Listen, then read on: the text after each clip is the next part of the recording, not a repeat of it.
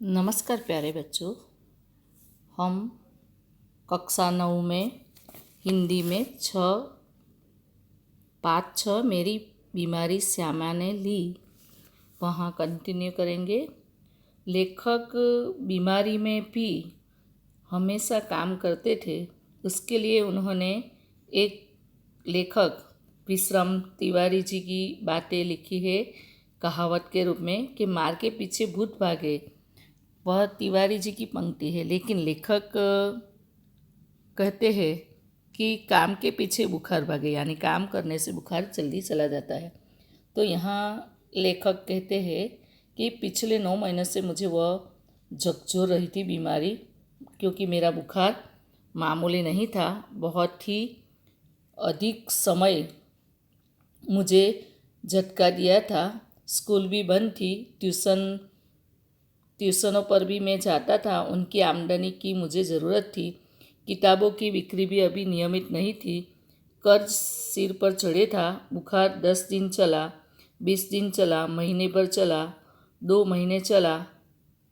जुलाई आई। अब बुखार के साथ ट्यूशन पर ही जाना न होता। दिन भर स्कूल में पढ़ाना भी पड़ता था। बुखार का नमूना वही, सुबह बिल्कुल नहीं, शाम को 101 102 के बीच बुखार रहता था। कमजोरी दिन ब दिन बढ़ती गई।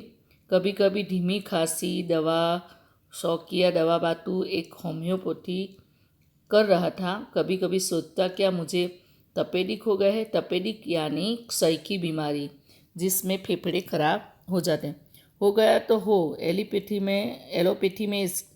एलोपैथी का इलाज तो अपने बूते के बाहर था, यानी अंग्रेजी दवाइयाँ जो हम करते हैं उसे एलोपैथी कहते हैं। तो अपने बूते यानी अपनी शक्ति के बाहर है, ऐसा लेखक मानते थे। क्या उस समय मेरी जीवा पर सरस्वती बैठी थी? यानी सच बोलना, सरस्वती बैठना मुहावरा है, सच बोलना। जब मैंने कहा कि श्यामा का बुखार मैं ले रहा हूँ, बैठी हो तो कितना अच्छा। क्या मैं बीमार हूँ इसलिए श्यामा स्वस्थ है? जिसने पिछले 6 वर्षों से इन महीनों में ज्वर मुक्ति नहीं जानी है। पर श्यामा को मेरी बीमारी भीतर ही भीतर खाए जा रही थी। उसने अपने इच्छा बल से जैसे अपने को स्वस्थ कर लिया। यानी लेखक अपनी पत्नी की अच्छाई या कहो या उसकी महानता कि उसकी लेखक की पत्नी जो हरिवंश राय बच्चन की पत्नी श्यामा थी, वह लेखक की बीमारी के लिए इतनी चिंतातुर और उसे इतनी संभाल रखती थी लेखक की, कि जैसे लेखक की पूरी बीमारी उन्होंने ले ली। और इसीलिए लेखक कहते हैं कि मेरी जीवा पर सरस्वती बैठी हुई थी। और लेखक कहते हैं कि जैसे जैसे मैं स्वस्थ हो रहा था, वैसे वैसे श्यामा बीमार हो गई। और शायद मेरी बीमारी का पता भी न था, क्योंकि सारे काम तो मैं सामान्य रूप से किए ही जाता था। लेखक यहाँ बता रहे हैं कि सामान्य रूप से मैं बहुत सारे काम कर रहा था बीमारी में, इसलिए बीमारी गई वो पता भी नहीं चला। गर्मी में तो सभी थोड़े बहुत दुबले पतले हो जाते हैं। एक दिन उसने मुझे कहा कि मैं डॉक्टर BK मुखर्जी से अपनी परीक्षा कराऊं, यानी जांच कराऊं। मैंने टाल मटोल की, यानी टाल दिया उस बात को श्यामा की। तो उसने ब्रह्मास्त्र छोड़ा। ब्रह्मास्त्र छोड़ना यानी ऐसी बातों को टाल नहीं सकते, उसे कहते हैं ब्रह्मास्त्र, यानी कभी न निष्फल जाने वाला शस्त्र। कभी कभी हमारी बातें हम इतने ताकत से कहते हैं, इतनी ताकत से कुछ न कुछ कार्य करते हैं, जिसे हम ब्रह्मास्त्र कहते हैं। तो ब्रह्मास्त्र यानी ब्रह्मा के द्वारा चलाया हुआ अस्त्र। यानी उस लेखक की पत्नी श्यामा ने एक ब्रह्मास्त्र चलाया। कौन सा? डॉक्टर मुखर्जी को भय था कि मुझ पर क्षय का आक्रमण हुआ है। नुस्खा उन्होंने लिख दिया और कुछ दिन चिंता मुक्त होकर पूरी तरह आराम करने को कहा। नुस्खा मुझे मौत का परवाना लगा। क्या मेरी विदा का समय आ गया? क्या इतने ही दिनों के लिए आया था? इतना ही गाने गुनगुनाने, केवल इतना श्रम संघर्ष करने, इतने दुख संकट उठाने, स्वागत के ही साथ विदा की होती देखी तैयारी बन लगी होने खुलते ही मेरी जीवन मधुशाला। क्या मैंने अपनी भविष्यवाणी स्वयं कर दी थी? सबसे मर्मवेदी प्रश्न था। क्या श्यामा के भाग्य में वैधव्य भी लिखा था? यानी उन्होंने उसकी पत्नी, लेखक की पत्नी ने बता दिया था कि तुम्हें डॉक्टर को बताना ही होगा, डॉक्टर को नहीं बताएंगे तो मैं खाना नहीं खाऊंगी। ऐसा ब्रह्मास्त्र यानी कभी न टाल पाए, ऐसी ऐसी बातें कह दी उन्होंने। तो इसी तरह लेखक यहाँ बता रहे हैं कि कभी निष्फल न जाए, ऐसी बातें श्यामा ने कर दी और लेखक को डॉक्टर को बताना पड़ा। डॉक्टर ने कहा कि तुमको अभी आराम करना होगा और पैसे थे नहीं और घर में बहुत ही इतनी ट्यूशन भी नहीं जा सकते थे और स्कूल में पूरा समय पढ़ाना होता था और तपोदी खो गया था, उसके इलाज के लिए पैसे चाहिए। तो ये सब बहुत ही जैसे मरने से पहले जीना कठिन लग रहा था लेखक को अपनी जीवन की जैसे मधुशाला अब ऐसा लग रहा है कि अब खुद समाप्त हो रहे हैं और अपनी पत्नी जल्दी ही विधवा हो रही है। ऐसा सब कुछ सोचने लगे। मरने से मुझे डर नहीं था, मुझे कठिन भी नहीं लगा। कठिन लगा मरने से पहले जीना। लेखक को क्या कठिन लगा? मरने से पहले का जीना। तो पूरे आराम के अर्थ होंगे ट्यूशन छोड़ दूँ, स्कूल से छुट्टी ले लूँ, ज़्यादा लूँ तो बगैर तनख्वाह के लेने के तैयार हूँ, फिर घर का खर्च कैसे चलेगा। शालिग्राम केवल अपनी तनख्वाह के बल पर घर नहीं चला सकते। यानी लेखक के बड़े भाई शालिग्राम है, वह अपनी तनख्वाह के बल पर पूरा घर का खर्चा नहीं चला सकते थे और जो लेखक को आराम करने के लिए डॉक्टर बोले तो फिर लेखक को ट्यूशन भी छोड़ना पड़ेगा और स्कूल से भी छुट्टी लेनी पड़ेगी और बगैर तनख्वाह के चलाना पड़ेगा। तो घर का खर्च कैसे चलेगा? अपने भाई की शालिग्राम की तनख्वाह भी बहुत कम है, उससे घर नहीं चल सकती थी। तब वे एक पैसे भी घर भेजने की स्थिति में न होंगे। महंगी महंगी दवाई कहाँ से लाएंगे? किताबें से आमदनी अनियमित और अनिश्चित, यानी अच्छी तरह से किताबें भी नहीं बिक रही थी। कर्ज भी अदा करने को कम नहीं है, यानी कर्ज भी बहुत था। तो इसी तरह लेखक को मरने से पहले जीना कठिन लगा।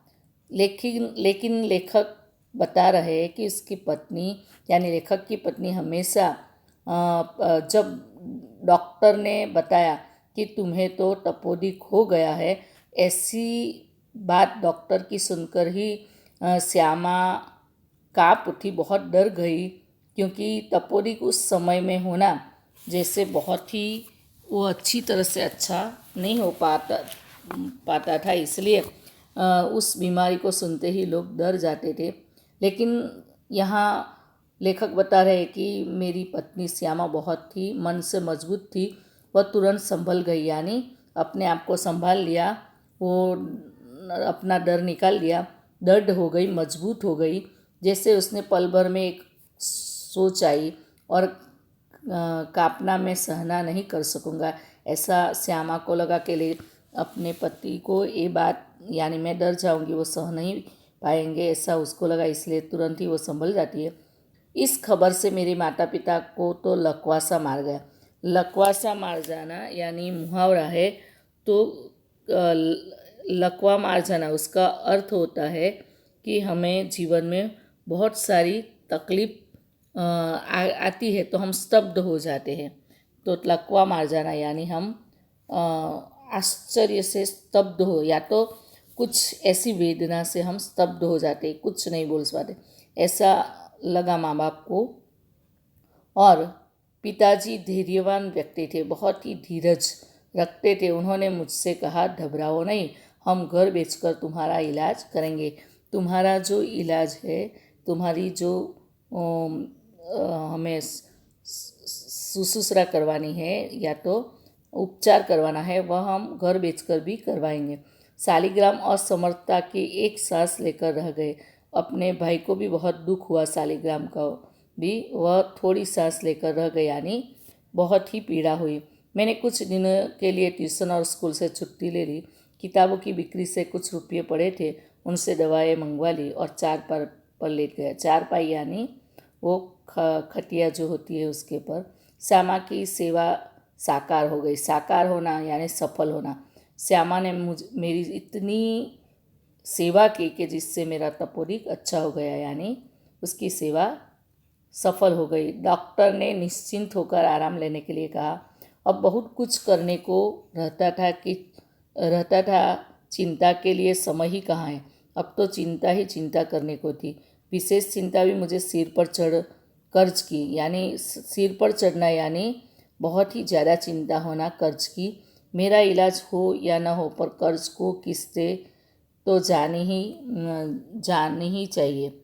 यानी जो मुझे इसी तरह से मेरा जो कर्ज है वह तो मुझे अदा करना ही होगा, ऐसा लेखक को लगता है।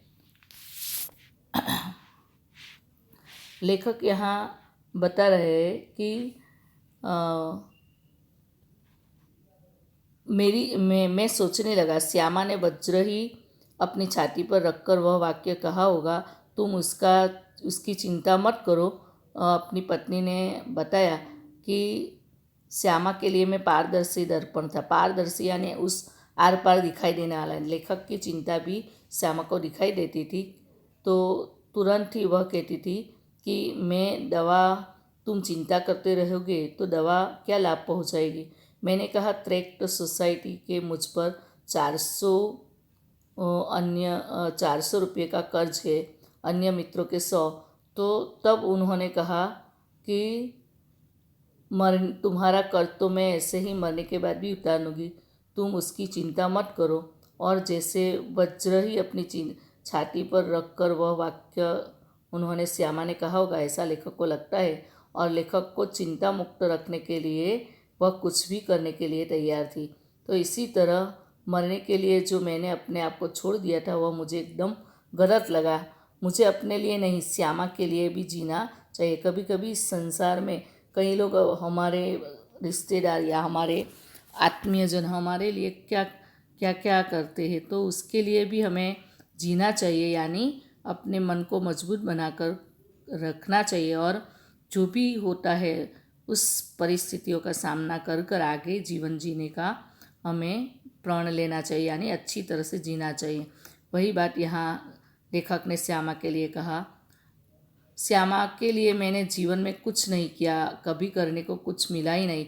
तो हम अपने के लिए कुछ नहीं कर पाते, लेकिन कुछ जब अपने अपने के लिए कुछ करते हैं ना, तब उसका साथ तो अवश्य देना चाहिए। ऐसी बात लेखक के जरिए हमें यहाँ समझने को सीखने को मिलती है। अब यदि मैं उसे ऐसी स्थिति में छोड़ जाऊँ तो मेरे मरने पर मेरा कर्ज उतारने की चिंता करे तो मुझसा जघन्य यानी अपराधी या तो तुच्छ व्यक्ति कौन होगा। नहीं, मैं श्यामा के लिए चिंताएं नहीं छोड़ सकूँगा। जीने का रास्ता खोजूंगा, जीकर अपनी चिंताएं समाप्त करूँगा। एक रात जैसे मेरे कानों में से किसी ने कहा, एक रास्ता अब भी हो। 15 दिन के ही इलाज में अपना बटुआ खाली हो गया था। बटुआ यानी जेब। मैं कदापि नहीं चाहता था कि पिताजी घर को हाथ लगाए।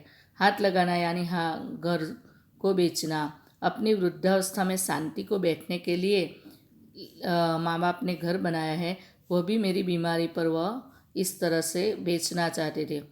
चाहे उनको भूखे नंगे ही बैठना पड़े, उन्होंने एक शरण स्थल बनाया था, वह भी मेरे लिए बेचना पड़ेगा। ऐसा जब मैंने सुना, लेखक कहते, तब मुझे बहुत पीड़ा हुई और मेरे माता पिता दोनों में से किसी को अपनी छत के नीचे अपनी अंतिम श्वास छोड़ने का योग नहीं बना था। न जाने राम कहाँ लागे माटी, उस समय में कैसे जानता, यानी क्या होने वाला है कुछ पता नहीं, ऐसा लेखक चिंता करने लगे। और एक दिन मुझे वह रास्ता दिखाई दिया जिस पर अपने बल पर चलकर मैं अपनी चिंताएं समाप्त कर सकता था। किसी के लिए, विशेषकर श्यामा के लिए। मैं कोई चिंताएं नहीं छोड़ूंगा श्यामा के लिए। इस संकल्प ने मुझे बहुत ही दृष्टि दी, बल भी दिया। तो विद्यार्थी मित्रों, हमारे जीवन में जब हम कुछ अच्छा करने के लिए सोचते हैं, दूसरों का या अपने कोई व्यक्ति के लिए भला करने का सोचते, तो शायद हमारे पास परमात्मा और शक्ति बल देता है, वैसे ही लेखक को दी। मैंने डॉक्टर BK मुखर्जी के पास जाकर पूछा, डॉक्टर साहब आपका इलाज बहुत महंगा है, मेरे पास आपके इलाज के लिए पैसे नहीं हैं।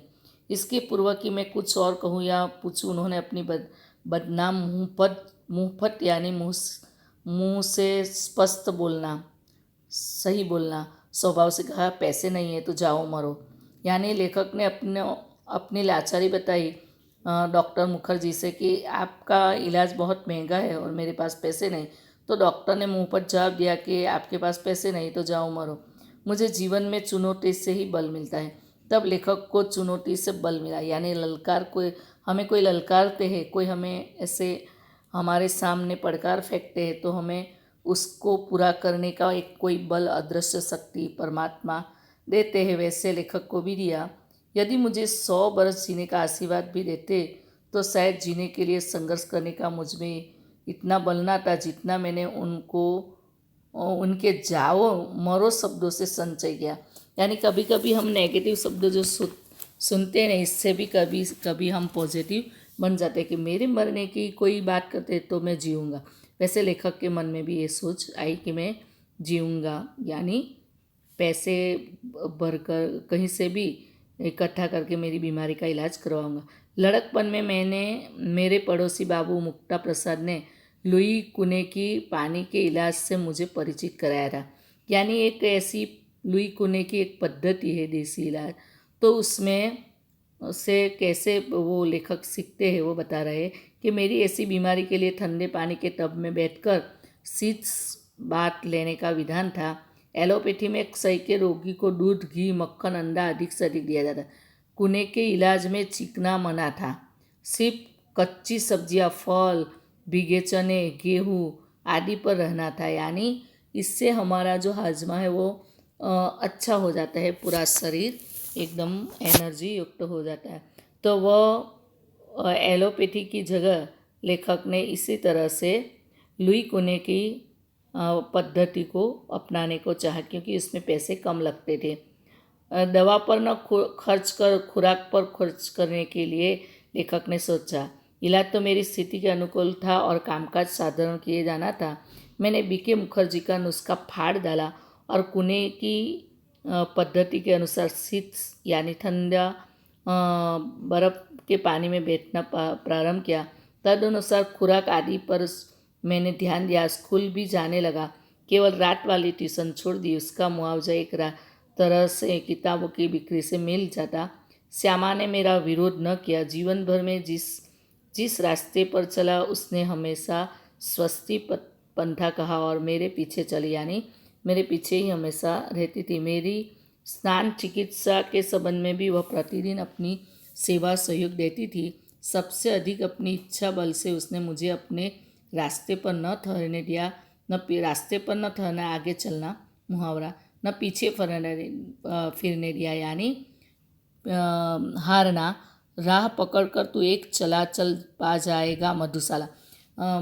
लेखक की बहुत अच्छी कविता है मधुशाला। उसकी एक पंक्ति है कि राह पकड़ तू एक चला चल पा जाएगा मधुशाला, यानी हमें एक राह पकड़ना है और हमें अच्छी हमारी जीवन का रास्ता मिल जाएगा। लेकिन अपने अड़िग इच्छा बल से उसने जो सबसे बड़ा सहयोग दिया और जो सबसे बड़ा चमत्कार किया वह था जिसने जितने दिन मेरा इलाज चलता रहा उसने अपने सारे रोगों को जैसे खोल दिया और कभी एक उंगली दुखने की भी शिकायत न की। शायद उसके प्रति इस निश्चिंतता ने मुझे अपने रोग से लड़ने का जितना बल दिया उतना किसी चीज़ ने नहीं दिया। बोलते हैं ना कि जब अपने अंदर की ताकत बढ़ जाती है ना, उससे हम अपने रोग को भी मात कर सकते हैं। तो यहाँ ऐसे ही लेखक ने अपने रोग को मात करने को सोचा और अपने पत्नी को साथ देकर अपने रोग को हराया। धन्यवाद। आगे के वीडियो में कंटिन्यू करेंगे।